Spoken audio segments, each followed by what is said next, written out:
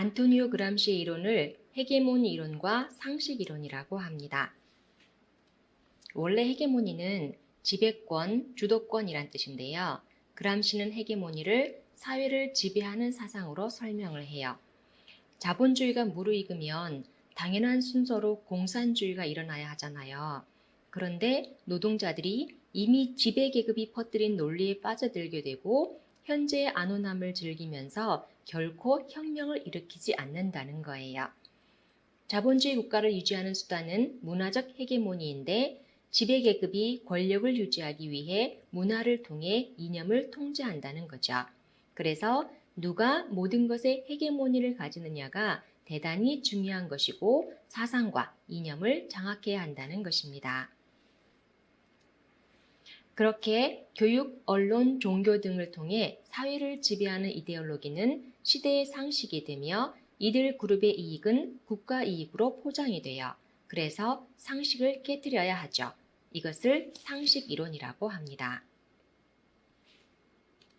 그람시의 주장을 볼까요? 상식은 가장 은밀하고 강력한 지배 이념이다. 상식은 이데올로기에 의한 역사의 산물이다. 상식에 저항하고 기존 상식을 붕괴시켜라. 문화를 통해 상식을 지배하라. 비상식이 상식이 되게 하라.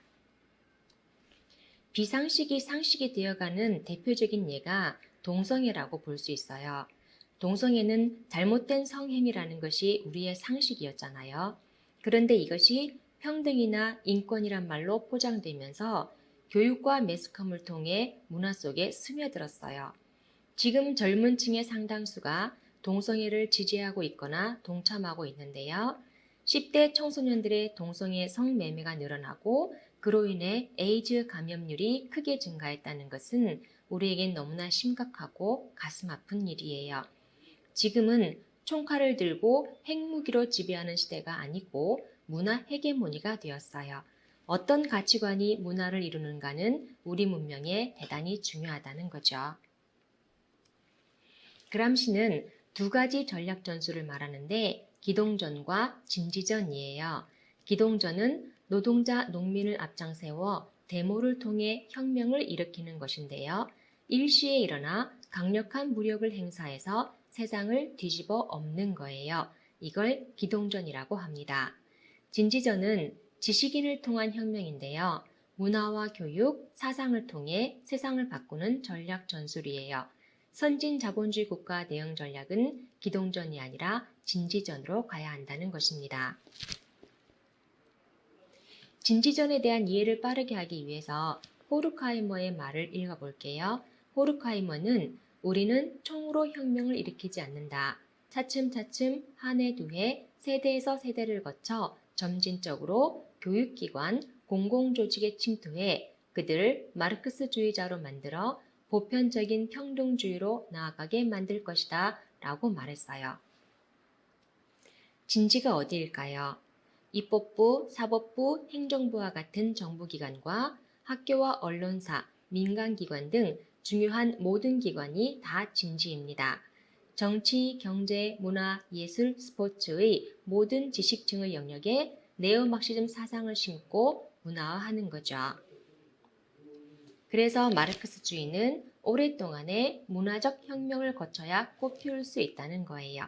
시간이 필요하다는 거죠. 공산주의의 혁명 전술이 바뀌기 시작했어요. 세상을 바라보는 프레임이 바뀌게 되는 겁니다. 1세대 마르크스주의는 칼 막스를 중심으로 세상을 바라보던 관점이었는데요.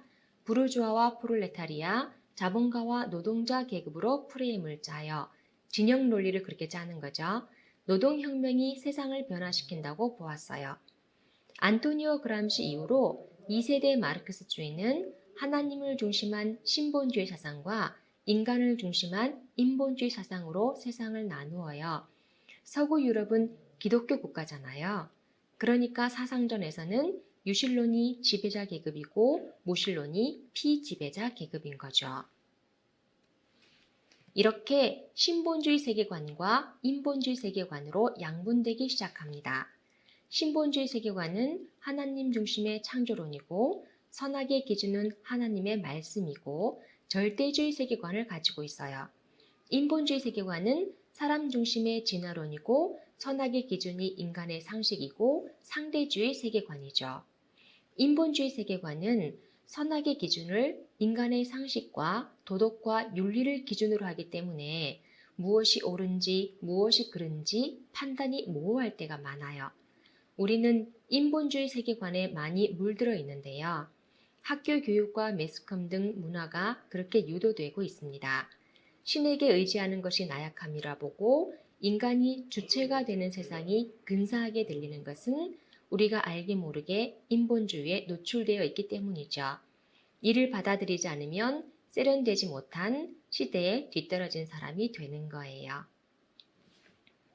이런 사상적 흐름을 통해 포스트 모더니즘이 등장합니다. 포스트 모더니즘은 1960년대에 등장한 좌파적 철학사조예요. 요즘 코로나 사태가 심각한데 그래서 탈코로나 또는 포스트 코로나라는 말을 종종 들어보셨을 거예요. 포스트 모더니즘은 탈모더니즘을 말합니다. 형식과 틀을 타파하고 탈중심, 탈권위, 탈전통을 추구하죠. 중심을 옮기자는 건데요. 하나님 중심에서 인간 중심으로 권위는 배격하고 전통은 타파합니다. 포스트 모더니즘의 시대 정신은 기존에 내려왔던 모든 틀을 해체시키자는 거예요. 절대주의를 배격하고 상대주의, 다원주의를 지향하면서 가족 해체, 교회 해체 등 모든 것을 해체하고 시대 정신에 맞게 재구성한다는 사상이에요. 저는 이 강의를 준비하기 위해서 공산주의 사상을 보다 더 깊이 공부하면서 반성을 많이 했어요.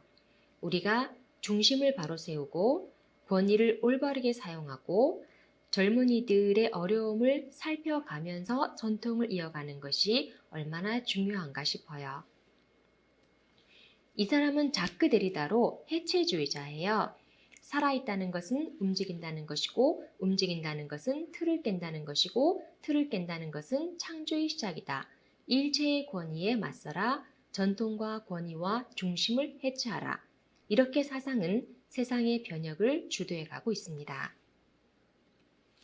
세상에는 변해야 할 것도 있지만 변하지 말아야 할 것도 있죠.